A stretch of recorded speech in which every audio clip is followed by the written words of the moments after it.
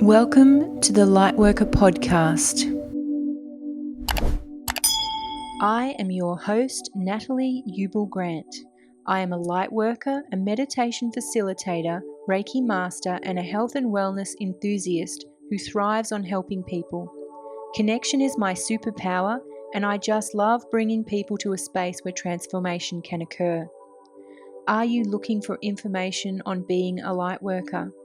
Are you a lightworker and just love collecting knowledge from other lightworkers? Then this is exactly where you need to be right now. Spirit has brought you here for a reason, and my hope is that this podcast will offer some new information and insights that will help you on your journey. I am here to help you connect and grow on your true path as a lightworker. I love it. I'm just grateful that you're willing to come on here and share a little bit about you and what you do and who you are and your journey, and because you've got quite a unique journey, I think. I mean, that's just me from the outside in looking in, but it's always nice to actually hear what different practitioners are doing and what that journey of becoming a practitioner might have been. Yep, definitely. I thought one of the things that I like to start with is an acknowledgement of where we are in this moment. Yes. This is a very relaxed space. It's not formal. It's really just about sharing from our hearts our own truths of what our journeys are like, because every human on the planet is walking a very unique path right now, and some of us are bumping up against some really strange things or some different things, and we think we're alone. However, it's really nice to hear someone else's story to find out that we're actually not alone. Yes, definitely. So one of the questions I like to ask to begin with is, if you were to kind of cast your mind back, if you put your hand on your heart, just cast your mind back through your life so far. Yeah. When was the moment that you would say you had an awakening that really was a significant shift that changed your perspective in your life? I would say I've had a few I've had a few significant shifts, which I've sort of reflected on lately, because sometimes we're not present and so we're very distracted. But I think I've had a few, if I'm being honest, I would say when I decided one day that I was going to move from Sydney to Queensland, I just decided I've had enough. I don't want to be here. It doesn't feel right. I need to move my family. And that was huge. I'd grown up in Sydney. That was my livelihood, like my family, my friends, everyone was there. But I started shifting relationships and realizing that there were people in my life that didn't resonate. They weren't really good influences for me. So we packed up and moved. And that's when everything changed. So tell me what that feeling was like, because I hear this story quite a bit with people that their awakening or something, a real catalyst to the awakening was this realization that they needed to actually change a geographic location. So what was happening for you in your body that was giving that indication that you really needed to do something? Well, I'd had my son. He was probably coming up to be, I think he was about 3, and my husband and I were in a unit. We owned a unit down there, and we looked at financial, like trying to buy a house just wasn't going to happen down there. And we just kind of realized there wasn't really anything holding us there. There wasn't anything stopping us from coming up to Queensland, buying a house. So financially, when you have a family and you're living in Sydney, and we were sort of working, it was like tag team. I'd go to work in the morning. and then he'd mind my son, and then he'd go to work at night. So we just didn't have balance. There was no balance in our lives. Well, that would have been really difficult, because the connection for the two of you would have just been completely strained. It was, and we didn't see enough of each other. We didn't put our son in childcare. We didn't have any family close by. So, yeah, and my mum had said to me, because we're both only children, she said, "Oh, if you move, I'll move." Okay. So that's when, it's just dropped out. Clear picture on this end. Oh, good. So, yes, my mum said, "Oh, if you move, I'll move." And then I was like, let's look at houses. So we did. And I actually had lined up all these open houses on the one day. I had already found the house we wanted, but I needed to see it for myself. And when my husband and I walked into this house, we just knew the energy straight away. We both looked at each other and went, yeah, we're moving. Wow. We are moving. There was a feeling in your body. It was like, yes, we've got to do something different. Because describe the energy in Sydney, because, there are people that listen to the podcast that are from different places. So describe the energy that you felt was not in alignment for you anymore. Well, I felt a little bit like everything was moving too fast. Everything was very much, everybody's very worried, very stressed, very much living in the future. I've got to do this, I've got to do that, sort of mentality, and the materialistic side of things too. You've got to kind of keep up with the Joneses. You've got to have the best car, you've got to have, all these different things. And for us, we were just kind of living day by day with what we had, and it just didn't feel right. We lived near the beach, which was lovely, but we didn't even get to enjoy the beach because we were just working and not really living in the present. So we really just wanted a really good lifestyle I was actually trying to have another baby, and it just wasn't happening. And we were just too stressed. Everything was just very stressful down there and expensive, which is, really hard for a small family living on their own, trying to, pay the bills and trying to fall pregnant. And, so we knew that we could sell our unit and buy a 4-bedroom house with a pool in Queensland for, less than what we got for our unit. Amazing. And I just asked the universe for a sign, and basically someone knocked on my door and asked us if we wanted to sell our unit, and I knew straight away that was the universe, answering me. Fine. Wow. So we didn't even have to advertise. We literally sold to the first person that knocked on our door. Yeah. And we went, see you later. So there was an ease of flow towards being able to make this change. It was like it felt right. It really was. It really was. There was no problems whatsoever with it, and it just flowed so easily for us. And then when I moved to Queensland, within 3 months of moving here, I was pregnant with my daughter.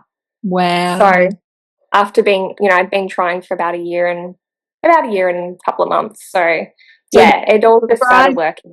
Describe what that was like. Once you landed in Queensland, what was the difference in energy and feeling of the place in your body?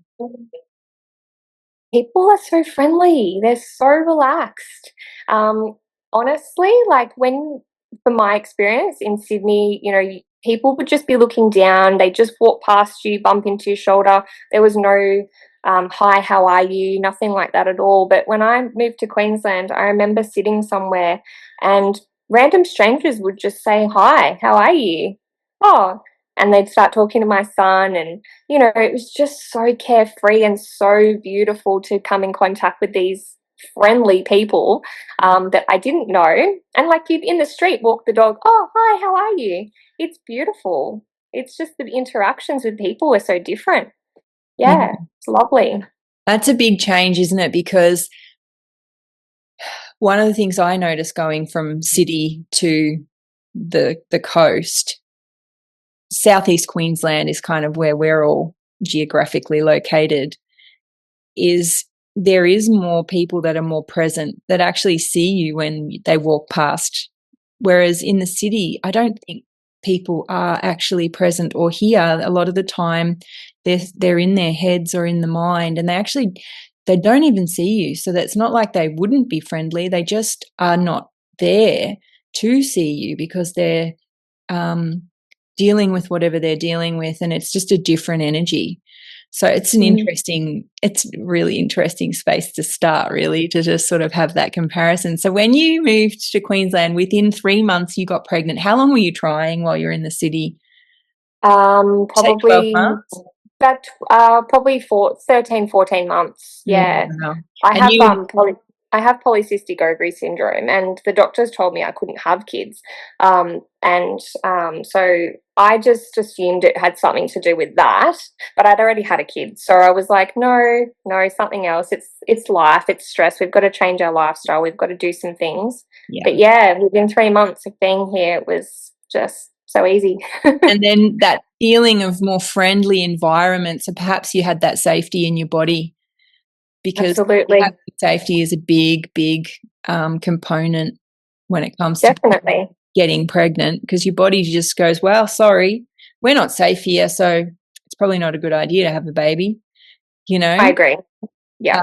But so interesting that you could feel that you just needed to move, and you did, and you took action and you did it. And so then so what started happening for you when the sort of the stresses were gone and you're pregnant, and then like what led you into a deeper sort of practice of knowing yourself?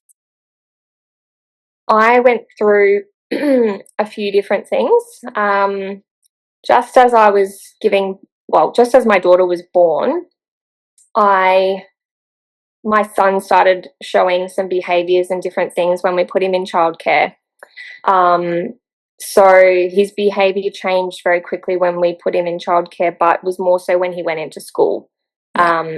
We unfortunately had some really hard times, which led me to sort of question a lot of, my parenting, so many different things, environment, food, this, that, and the other. But ultimately, down the track, he ended up getting a diagnosis of being on the autism spectrum, with ADHD and sensory and anxiety and things like that. But it was more the school and how they dealt with us as a family and different things and treated my son that led me to a deeper kind of discovery, and really I had to dig deep because it really hurt.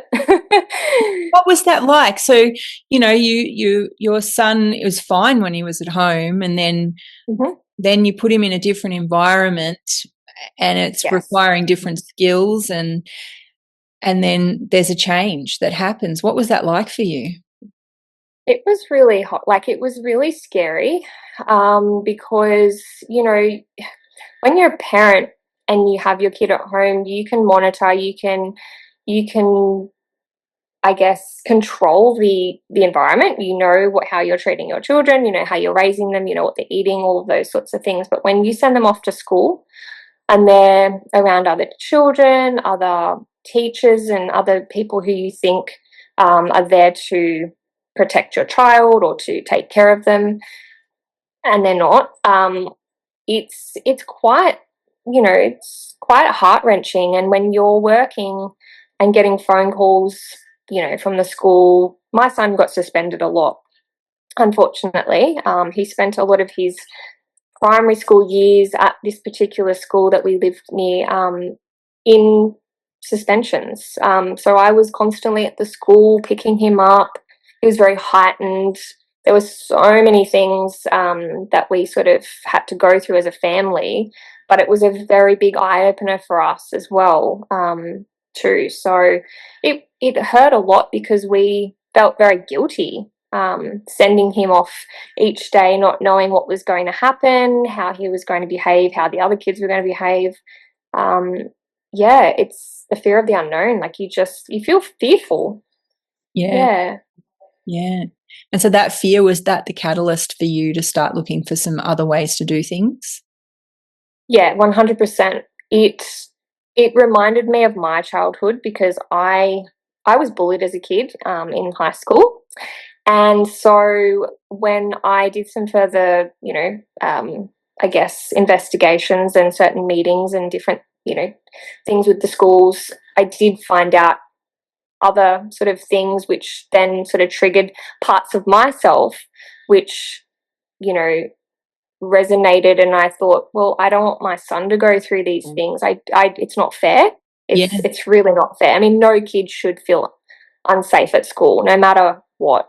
It's just not, it's a no from me. And what was that like for you? So his experience was then triggering something in you, memories from your past, because I mean, this is a really important part of the journey that we all go on is absolutely, our experience is reflecting to us things we need to look at ourselves. So you were bullied as a child and you're seeing the same thing happen with your child. Absolutely. So what did you do that then helped you when that was happening? Well, it was definitely a dark time because we did struggle a lot as a family to really kind of we supported Heath as much as we could, but of course it was definitely hard for us.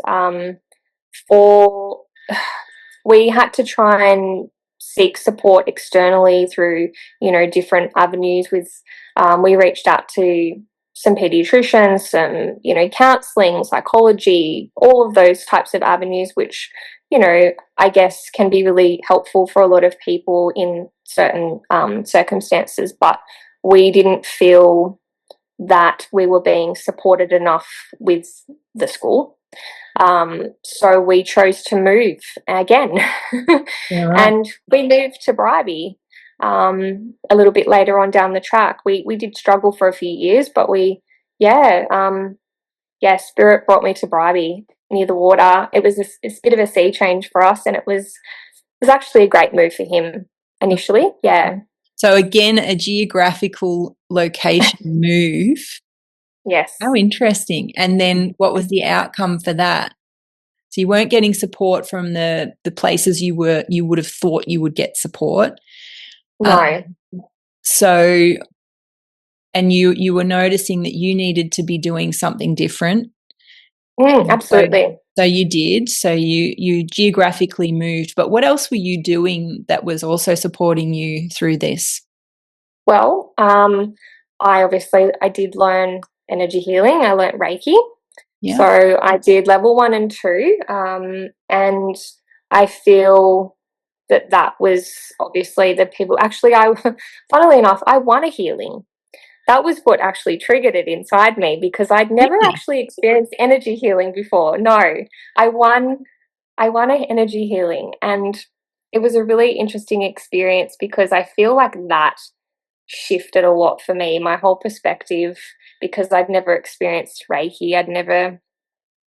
It was time for me to receive, obviously, because I'd been giving a lot of my time and energy, and I think the universe kind of said, okay, it's your turn now. So yeah, I won an energy healing with a beautiful lady down where I was living, and I feel like after that things started shifting and moving. I then actually found yourself, and I decided to continue on with my energy healing and to do my level 3 and Reiki masters and Sekem, lots of different styles, and all of the tools that I learnt kind of made me get more in touch with myself. I decided to listen a little bit more to me because I didn't trust myself enough. I didn't have the confidence. I didn't I guess even know who I was truly, because I was in such a people pleasing era. I was in sit down, shut up,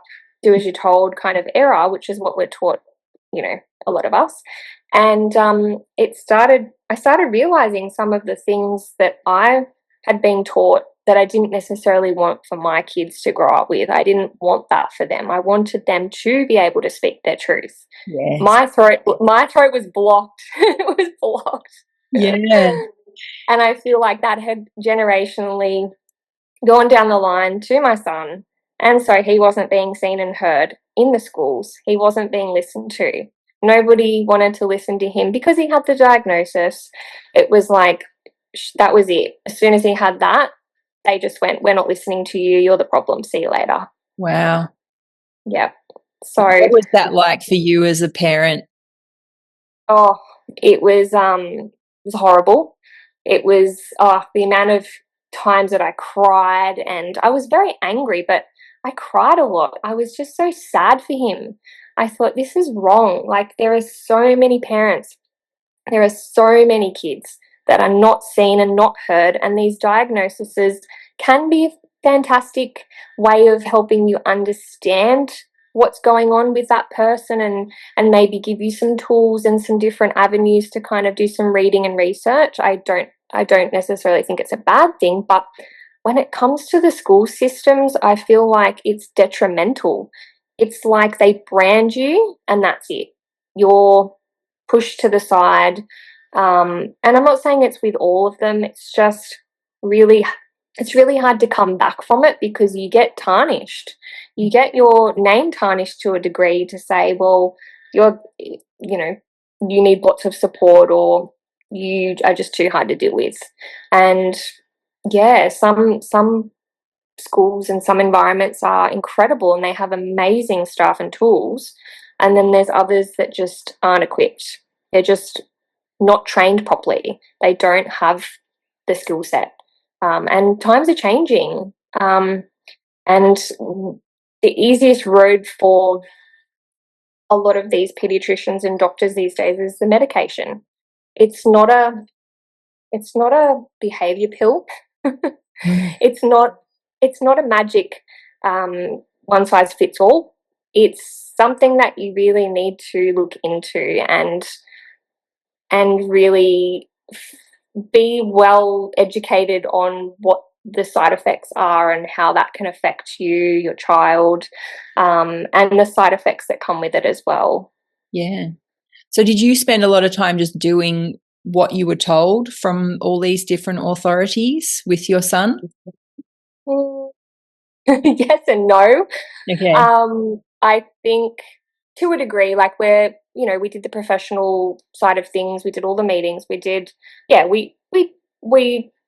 all the things that we needed to do in order to support and help and not make it a difficult road. But there were times when I did have to shake and ruffle some feathers because it was warranted. Yeah. And of course you do it in a professional manner, but when you challenge authority, when you challenge certain places and people, it isn't very well taken. It's they will bully you, and we were bullied. Yeah, so what did that feel like just for you in your body, knowing that you needed to do something different, say something, ask for something that you needed? And like, what was that like? Was it scary to think, I'm going to have to face this thing? I can't just keep letting it go the way it's going. I'm going to have to do something here. What was that like? Absolutely. Oh, it was very scary. It took a lot of courage. It took a lot of soul searching too, because I've always been more of an introverted person.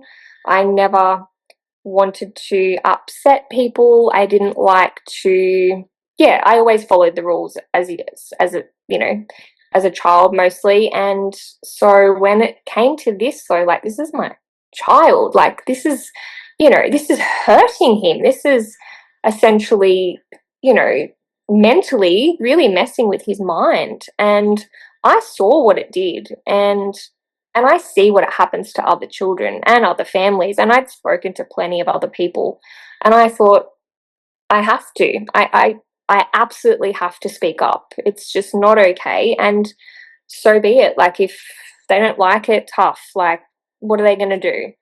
Well, the thing is, if no one ever says anything, nothing ever changes. That's right. So, and what I'm interested in is that the feeling that happens in your body when you know, I have to actually do something here, because if I don't say something, I am actually going to be doing my son an injustice and myself. What was Absolutely. that? What does that feel like when you've got such energy rising in you to honor your own soul? Because as a child, you said you were bullied. And so therefore, you know, to a certain extent, you allowed that to happen by not doing something. But in this situation, what was the energy like when you're like, you know what, this is it. This is where it's empowering. It's really empowering. Like, you feel it. Like, it came from, was almost like this primal, courageous other part of myself that I hadn't really kind of tapped into. And it was like like just that motherly primal instinct that just went, oh, hell no. No, no, no. You can't. No, this is no.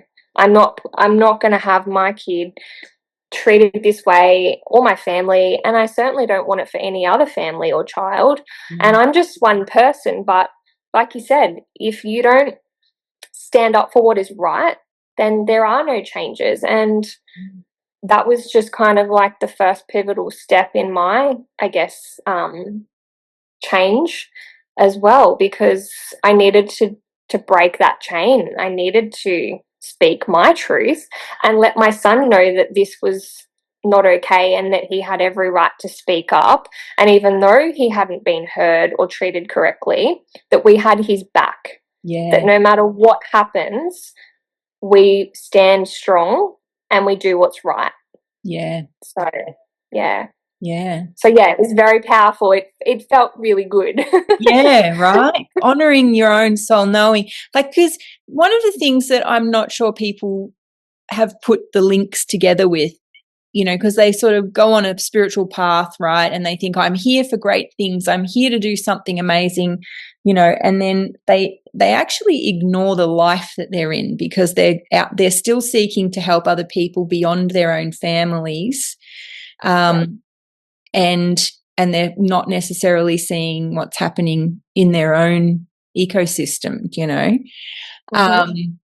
When what if that is what you're here for? To actually, that is the purposeful thing. That is the most, that's why you learned all the Reikis, is to help your son. And to help create a change, a wave of change that actually will build momentum. The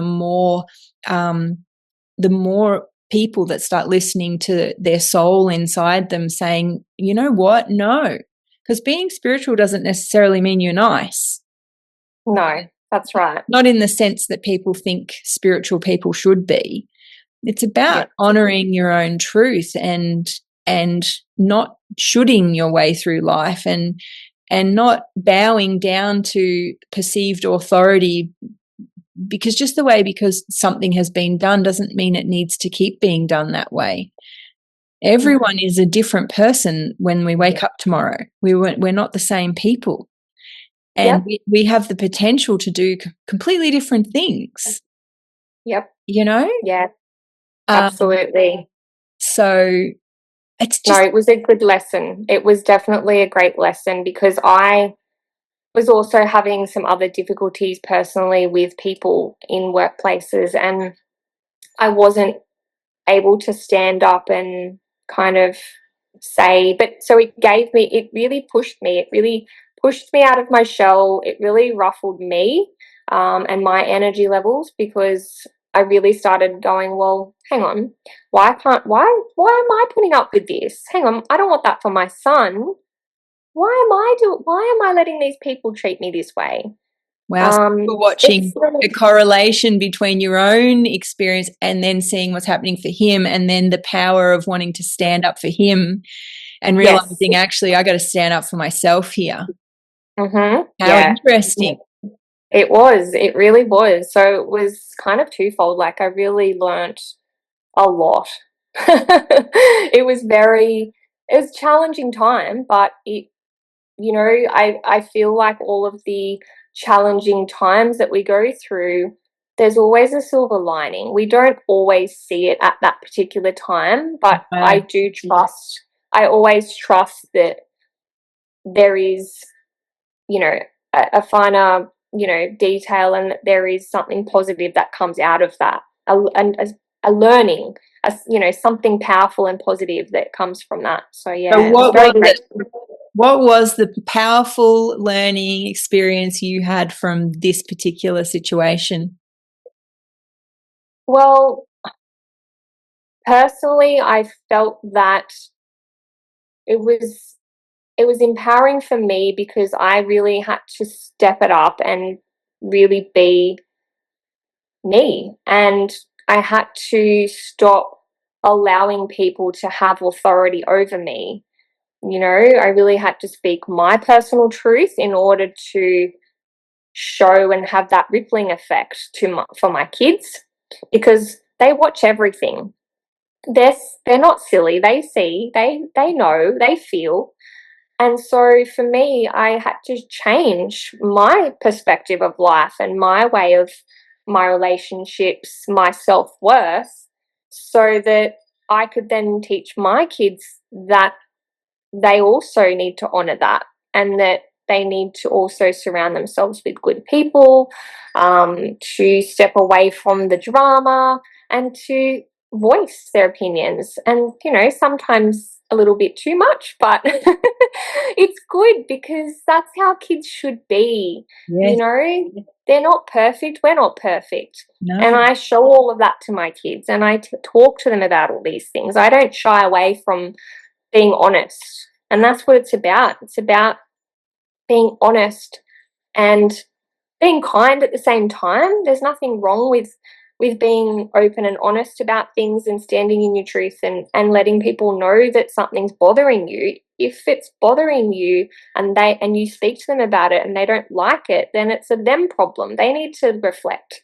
They need to go back and say, well, hang on, why is that bothering me? Yeah. So,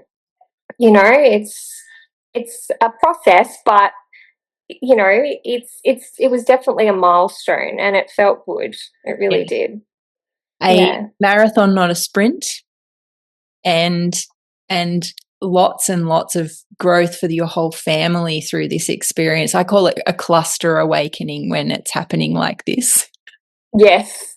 Oh, yes. A cluster so when there's multiple key players, like you've got the school as one and you've got your family the other, and then other families that will filter out towards as well, because you're modeling behavior and you're getting results in a certain way, and that is influential. That ends up having a far more reaching effect than probably you're even aware of at this point.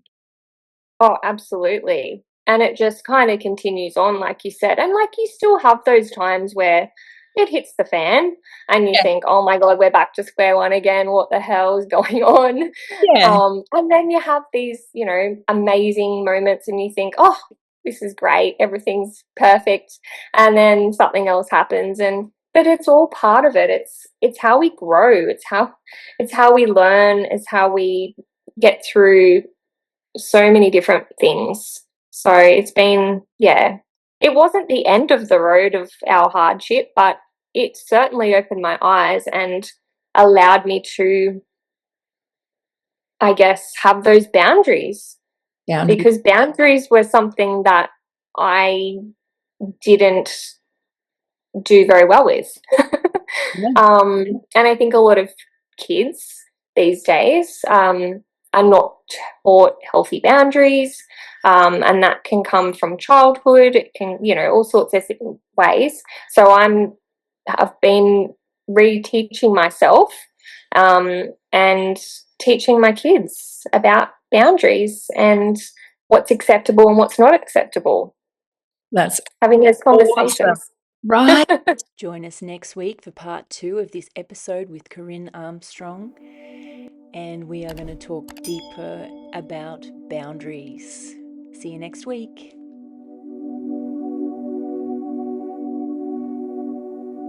The content found within these podcasts are not intended to diagnose, treat, cure, or prevent disease. Nothing on this website is intended to diagnose, treat, or cure any physical or medical conditions. If you have any physical or medical conditions, you should seek the advice of your medical professional immediately.